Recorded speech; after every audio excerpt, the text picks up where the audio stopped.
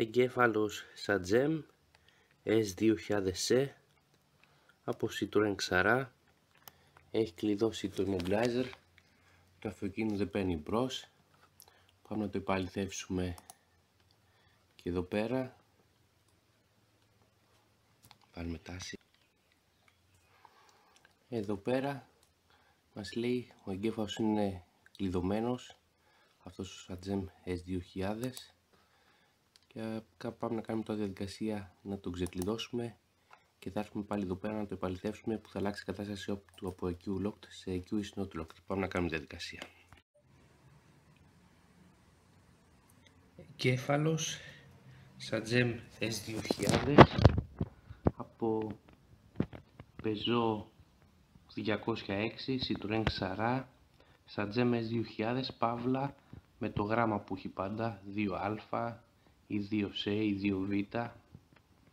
Είναι από τους πρώτους Σατζέμ, οι οποίοι έχουν εδώ πέρα 3 σειρές πινάκια κάθετα, ενώ οι πιο καινούργιοι, οι S2PM, έχουν 4 σειρές πινάκια. Αυτή είναι η πρώτη με 3 σειρές πινάκια. Κλασικά με Peugeot, πρόβλημα στο immobilizer, το αυτοκίνητο παίρνει μπρος και πάμε να κάνουμε κατάργηση του immobilizer στο αυτοκίνητο να πάρει μπρος.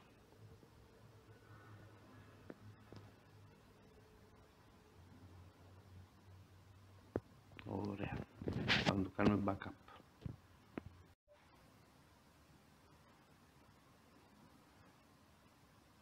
Έχουμε το αρχείο έτοιμο τροποποιημένο και πάμε να κάνουμε διαδικασία προγραμματισμού του εγκεφάλου, ώστε ο εγκέφαλος να ξεκλειδώσει και το αυτοκίνητο να πάρει πια μπρος, γιατί έχει αυτά τα προβλήματα.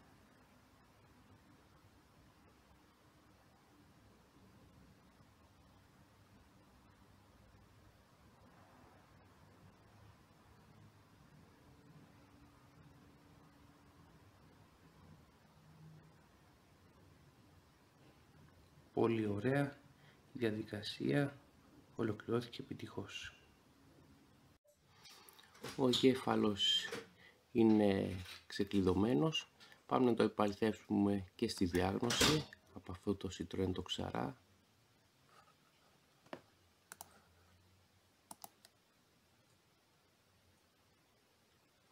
Να του δώσουμε τροφοδοσία, ναι.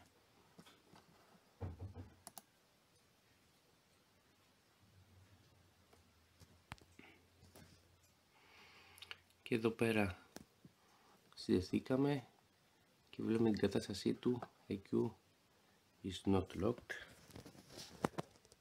συνδεδεμένη.